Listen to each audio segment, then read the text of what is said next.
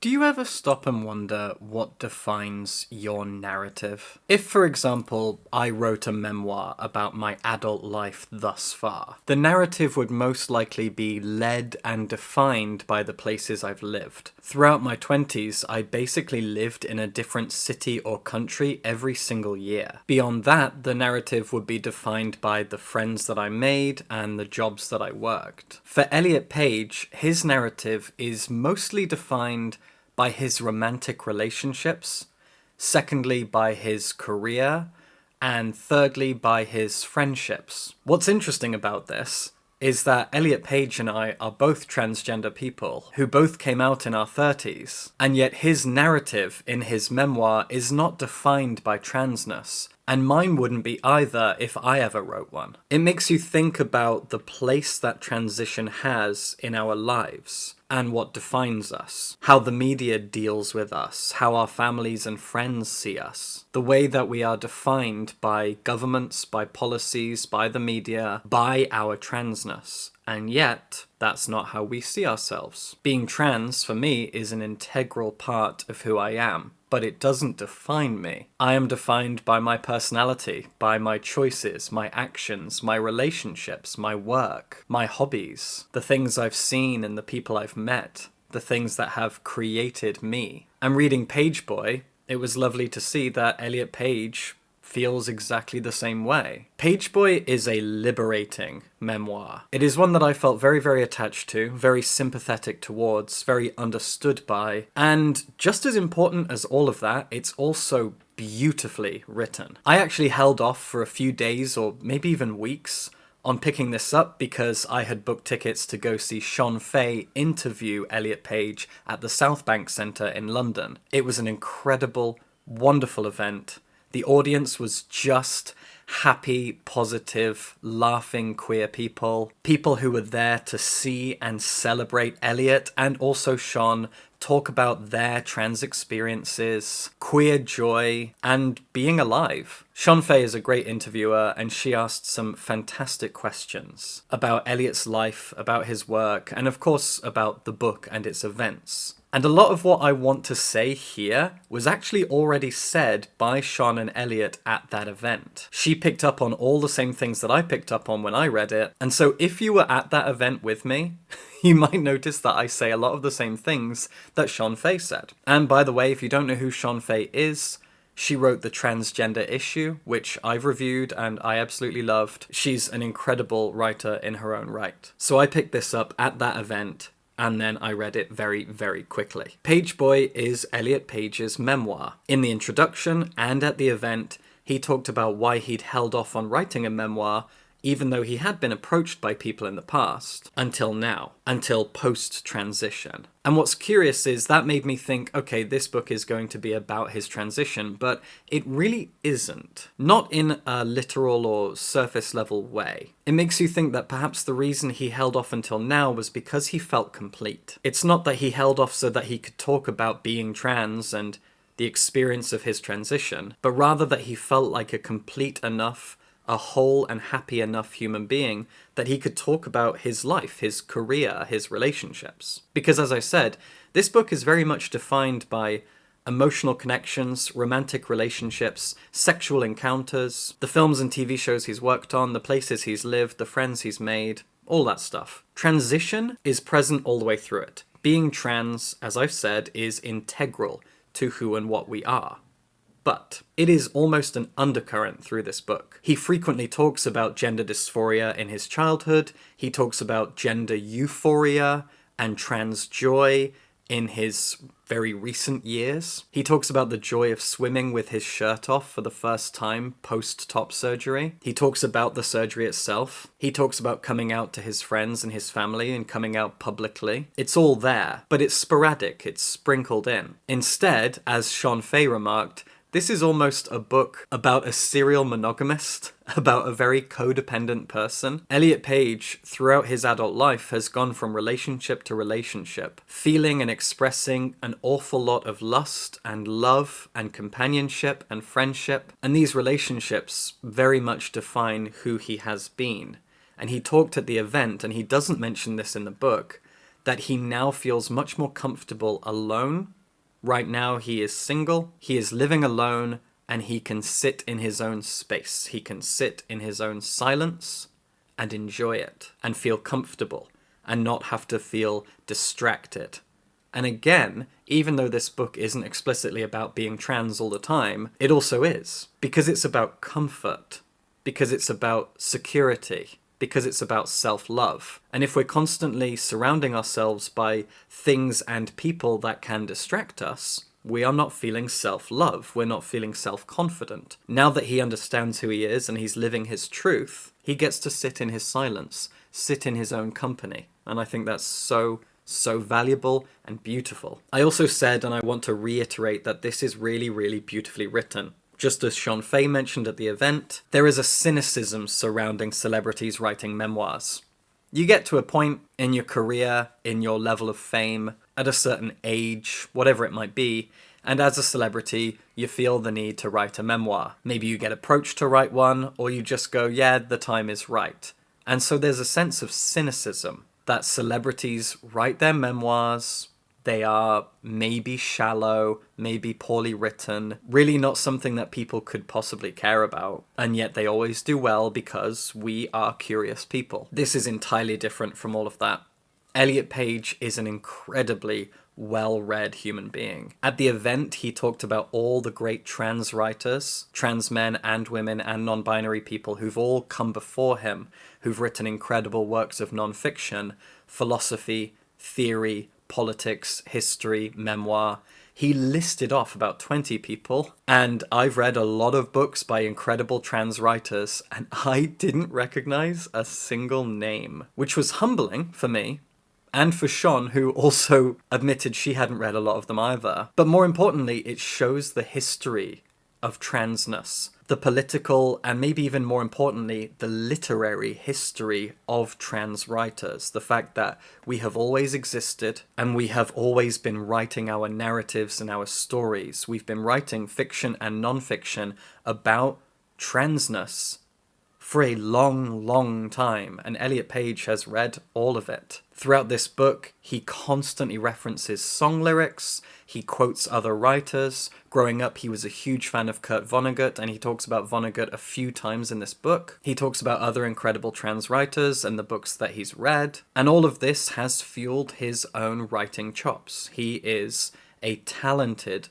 author. He really knows how to spin his language. And beyond the language and the emotion of this book, which is excellent, there's also the structure of it. Again, Sean Fay mentioned this. This reads like a short story collection. Everything is out of order. At the beginning of the book, he talks about how transness and queerness are non-linear. Queer experiences do not happen in a linear fashion. They twist, they get knotted up, they curve and bend. And the life told in Pageboy is non-linear. We jump back and forth constantly between something very close to the present day to somewhere in his mid-20s, to his teen years, to his childhood, back up again. We move in reverse, we move chronologically, we jump randomly between places whenever things feel kind of thematically, tonally, emotionally appropriate. And this doesn't just happen between chapters, but within chapters as well. There will be a chapter that is, say, 10 pages long. It will begin with a point about him filming Juno, to him mentioning a chat he had with his dad once when he was only 6 years old, to his move from LA to New York about 3 years ago. And these things are all tied together thematically in some really clever, satisfying way that you really feel. He's not afraid to play with linearity and chronology because he understands how writing functions. He's a very well-read individual who has put a lot of passion and thought and consideration into this. So, if you're a cynical person who thought that this might just be another vapid memoir, it very much isn't. This is a necessary, important, and inspiring book of trans joy, about life experience, about how we handle ourselves throughout our lives and our relationships, what defines us, how we think we define ourselves, and what is actually true. There's a lot of power in the narrative here. It's tough in some places. I would say the hardest parts are when he talks about his relationship to his family, his mother, his father. There's a moment in the book where, As a teenager, he tried to come out to his mum as a lesbian, and his mum said, there's no such thing. He hasn't spoken to his dad in a few years now, and he mentions in the book that his dad is one of those anti-trans, gender-critical people who likes the tweets of Elon Musk and Posey Parker and J.K. Rowling and other morons. And that's desperately sad. It's sad for Elliot, but it's also sad for his dad. So he talks openly about a lot of this stuff, but as I said several times, this book is very much defined by relationships. He talks a lot about sex, he talks a lot about drugs and drinking, going out to bars, and the fact that he is a serial monogamist. He's a person who clearly loves romance, loves sex, and enjoys talking about all those things very openly and liberally. In the event, he talked about contacting every person he's been in a relationship with and had sex with and getting their input and their story, their truth. He talks about his relationship to space, the fact that he grew up in a small town in Nova Scotia, his relationship to the city of Halifax, to Canada in general, to Los Angeles, where he lived for 10 years. Space and place are very important things here, almost as important as people. As much as he discusses human beings, he also discusses streets and buildings and towns. It's a very well-rounded narrative, in spite of the fact that it plays with chronology in really fun and, I guess, unpredictable ways. But the linearity of the book, I guess, is progress, is becoming. I think becoming is a big part of this. When the book begins, we meet a stranger, and by the end of the book, we feel like we have a friend. Someone who understands themselves, and someone who can be understood by the reader and by external people. Because like RuPaul says, if you can't love yourself, how can you love somebody else? And this book kind of speaks to that. Pageboy really hones in on that truth.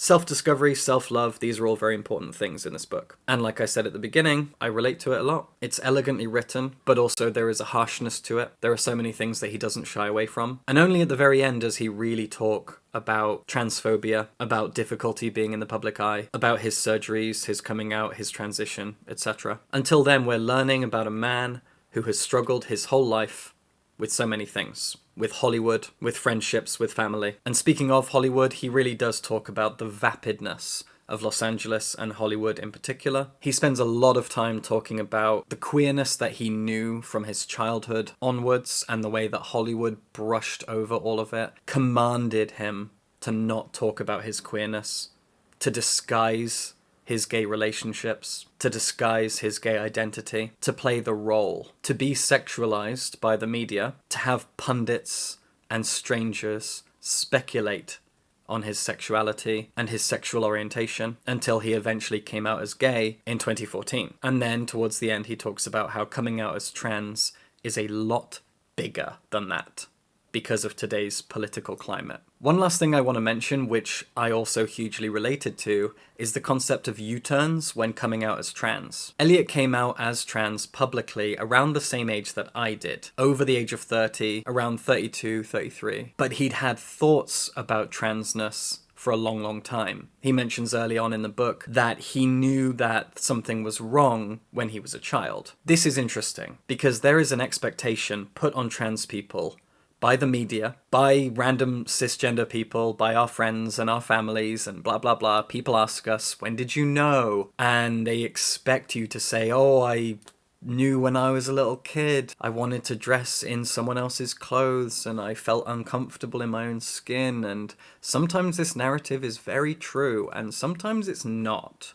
You don't even have to feel gender dysphoria to know that you're trans. There is a falseness and a stereotyping to this narrative of being a kid and then bottling it all up even though you know it's true, blah, blah, blah. Elliot sort of sits on a line between that narrative being accurate for him and it not being. Because everybody is unique, everybody's different, every story is unique in some way. We all diverge from what's expected, even if it's only in a very small way. Elliot talks about how, as he was going through a feminine puberty, and he was developing, and he was moving into being sexually active, and then becoming an adult, all that time, he kept thinking that he wanted to go back to being a 10-year-old boy.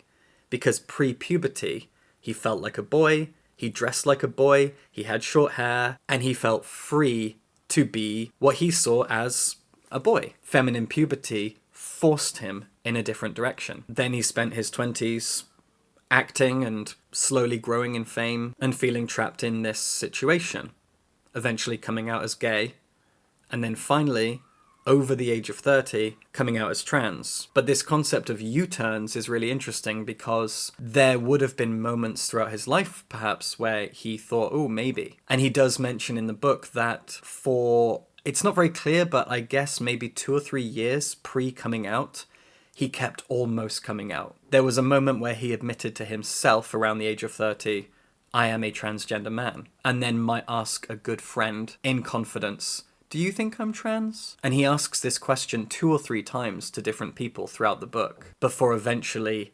finding the courage and the self-assurance to go, yes, and I will now tell the world. This is something I'm massively related to as well. I came out as non-binary in my late 20s, while knowing at the back of my mind that I was in fact trans, and being too scared to come out because of the political media climate, because it felt too risky, because I felt like I was putting myself in danger. And you get to a point where you can't lie to yourself anymore, you can't cover anything up anymore, and you go, well, I need to be honest with myself, I need to live my truth, the consequences will be what they are.